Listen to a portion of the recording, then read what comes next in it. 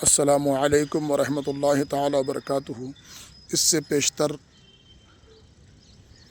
طلباء سے مخاطب ہوتے ہوئے ایک موضوع کے اوپر میں نے گفتگو کی تھی کہ اساتذہ کی تعظیم کرنا چاہیے۔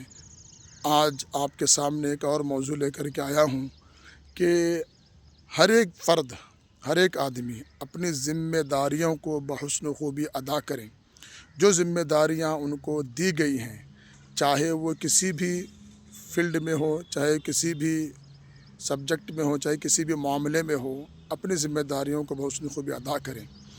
جس طرح سے اساتذہ کا اپنی کلاس میں نہ آنا اور وقت کو ضائع کر دینا، وہ جو قوم بیٹھی ہوئی ہے وہ انتظار کر رہی ہے کہ ہمارے اساتذہ آئیں گے، ہمارے استاذ آئیں گے، ہمیں پڑھائیں گے۔ کئی طلباء روتے بھی ہیں۔ میں مدارس اسلامیہ کی بات نہیں کر رہا، کسی بھی فیلڈ میں بات کر رہا ہوں، میں کسی ایک اسکول کی بات نہیں کر رہا۔ اکثر یہ آج کل چل رہا ہے۔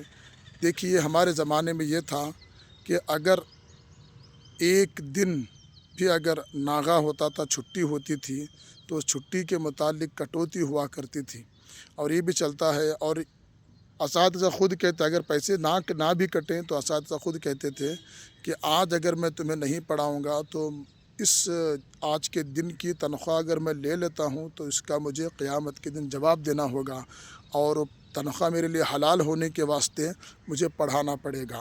تو یہ انداز تھا ہمارے اساتذہ کا، اور اس وجہ سے الحمدللہ وہ کامیاب رہے اور فکر میں رہتے تھے کہ کس طرح سے ہمیں اپنے تنخواہوں کو حلال کرنا ہے۔ تو اس طرح سے ایسا معاملہ ہوتا تھا۔ آج کل یہ بہت کم پایا جا رہا ہے، جس کی وجہ سے طلباء دیکھتے ہیں، اسٹوڈنٹ دیکھتے ہیں کہ اساتذہ پڑھانے نہیں آ رہے۔ اب وہ پورے اپنی قوم کے لوگ ہوتے ہیں، اگر پڑھا نہیں پا رہے ہیں تو وہ لوگ پڑھ نہیں پائیں گے۔ جب پڑھیں گے نہیں تو پھر امتحان سر پہ آ گیا تو یہاں وہاں کر کے کسی بھی طرح سے وہ پاس ہو جائیں گے۔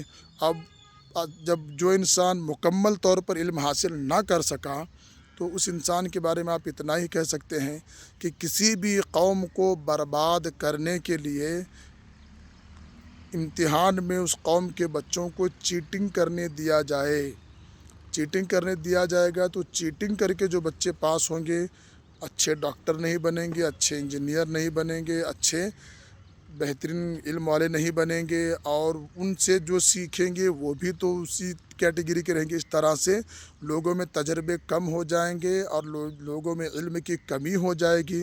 اس بنا پر آپ سے یہی میں گزارش کرتا ہوں، خصوصاً اساتذہ کرام سے، کہ اپنے بچوں کو ایسا چمکائیں کہ ان کی چمک دمک چہار دانگ عالم میں پھیل جائے، اور وہ جو چمکیں گے اس کے بعد زندگی بھر آپ کو وہ یاد رکھیں گے کہ ہمارے اساتذہ ہیں۔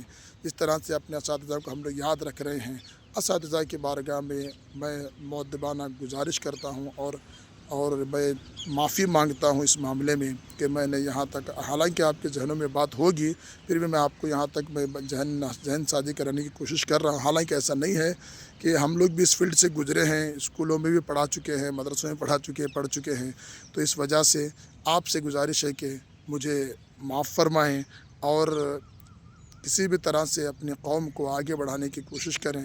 اللہ تعالیٰ آپ کی کاوشوں کو، محنتوں کو قبول فرمائیں۔ السلام علیکم ورحمۃ اللہ تعالی وبرکاتہ۔